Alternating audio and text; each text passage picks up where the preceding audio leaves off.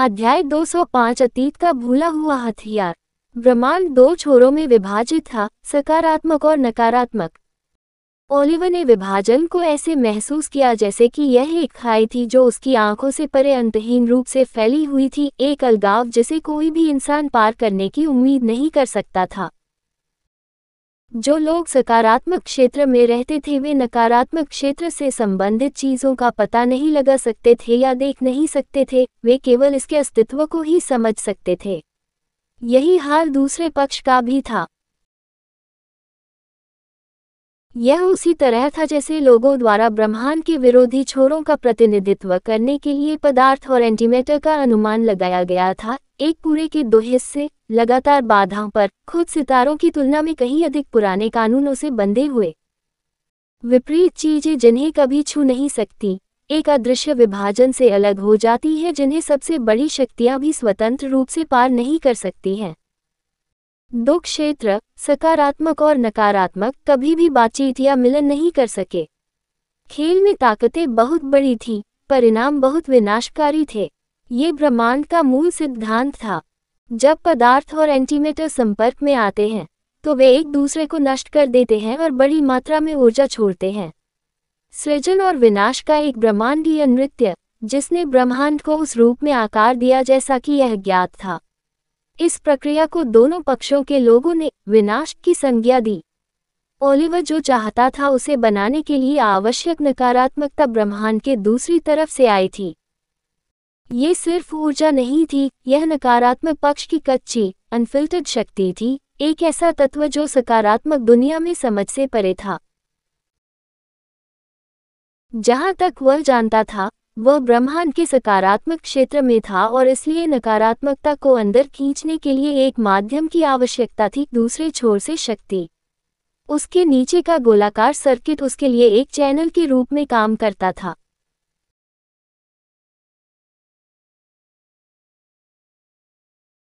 सरनी की रेखाएं हल्की हल्की स्पंदित हो रही थी, उनकी ऊर्जा जमीन पर बिखरी शून्य धूल के साथ तालमेल बिठा रही थी।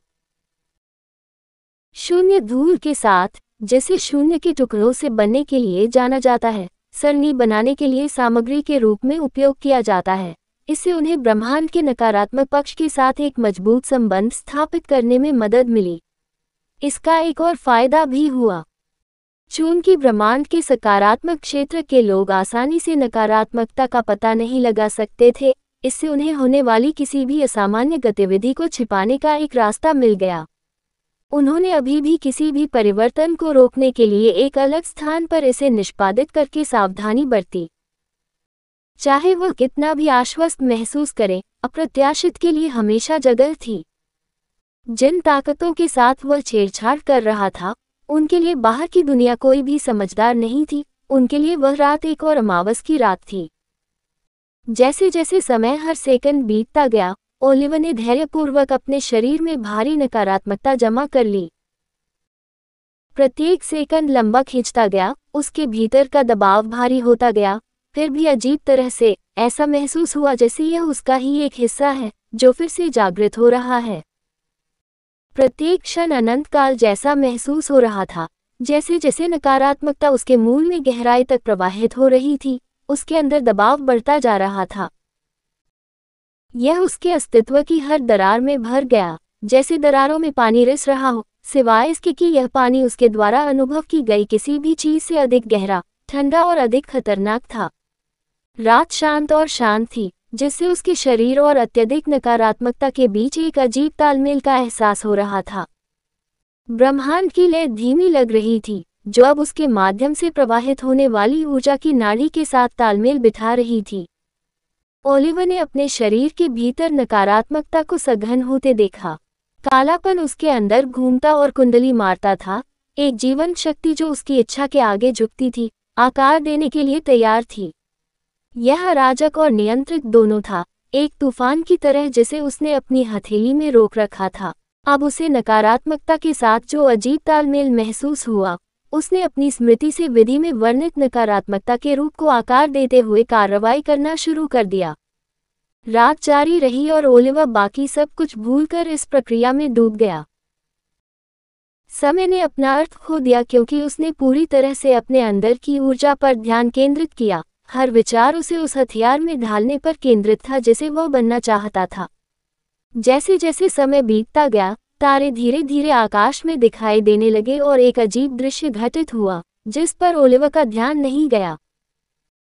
ऊपर के तारामंडल मुड़ते और बदलते प्रतीत होते थे। फीकी रोशनी ऐसे पैटर्न में टिमटिमा रही थी जो सदियों से नहीं देखी गई थी, जैसे कि ब्रह्मांड स्वयं नीचे बुलाई जा रही शक्ति पर प्रतिक्रिया कर रहा हो। यह ऐसा था मानो ब्रह्मांड फुसफुसा रहा हो, लंबे समय से भूली हुई किसी चीज के जन्म का गवाह बनने के लिए अपनी प्राचीन स्थिति में स्थानांतरित हो रहा हो। एक नर्म अलौकिक सफेद रोशनी जो ऊपर के अनगिनत सितारों से संबंधित प्रतीत होती थी, उसी समय उसके शरीर पर गिरी जब नकारात्मकता उसमें भर रही थी। प्रकाश उसके चारों ओर एक हल्के घूंघट की तरह लिपटा हुआ था, जो उसकी नसों के माध्यम से बहने वाली अंधेरे ऊर्जा के साथ बिल्कुल विपरीत था। नीचे से काली नकारात्मकता की एक अंतहीन धारा थी, जबकि ऊपर से शुद्ध सफेद तारों की एक स्थिर धारा उसके सिर पर गिर रही थी। उसके भीतर ताकतें टकराईं लेकिन लिनी नहीं, किसी तरह वे आपस में जुड़ गईं, हर एक दूसरे की उपस्थिति का सम्मान कर रहा था। जब वह अंदर हथियार को संघनित करने में व्यस्त था तो दोनों ऊर्जाएं उसके शरीर को ढांकती हुई प्रतीत हो रही थीं। उसके चारों ओर की हवा संभावनाओं से भरी हुई थी, उसके अस्तित्व की सीमा के भीतर एक अदृश्य तूफान चल रहा था। यह एक रहस्यमय दृश्य था। प्रकाश और अंधेरे, जीवन और मृत्यु के बीच एक लौकिक नृत्य, ये सब एक लड़के की एकांत आकृति में समाहित है जो समझ से परे शक्तियों का उपयोग कर रहा है। उफ़! ओलिवर अपनी अचेतन अवस्था से बाहर आया और तेज धूप को अपने ऊपर पड़ता देख चौंक गया। उसकी दृष्टि थोड़ी धुंधली हो गई, गहरे अनंत अंधेरे से दिन की अंधी गर्मी में अचानक बदलाव के साथ तालमेल बिठाते हुए उसने आंखें सिकोड़ ली। वह जिन पेड़ों के नीचे खड़ा था, उनकी पत्तियों से प्रकाश छनकर आ रहा था। उसने नीचे देखा कि एरे सर्किट भी गायब हो गया था, क्योंकि सभी खाली धूल का उपयोग अपने उद्देश्य को पूरा करने के बाद किया जा चुका था। जमीन पर उस अपार शक्ति का कोई निशान नहीं था जो अभी अभी गुजरी थी, केवल उस अनुष्ठान की धुंधली स्मृति बची थी जो घटित हुआ था। वह पेड़ के सहारे झुक गया और धीरे धीरे उसके पास बैठ गया। उसके माथे से पसीने की बूंदें बह रही थीं, जो उसके द्वारा की गई कड़ी मेहनत का संकेत दे रहा था। उनकी मांसपेशियों में दर्द हो रहा था, ऐसी ऊर्जा को प्रवाहित करने की कठिनाई आ रही थी, लेकिन उपलब्धि की भावना उनके ऊपर हावी हो गई थी। लेकिन उनके चेहरे पर एक छोटी सी मुस्कान उभर आए और उन्होंने मुस्कुराते हुए कहा, आखिरकार ये हो गया। कहानी खत्म, अलविदा।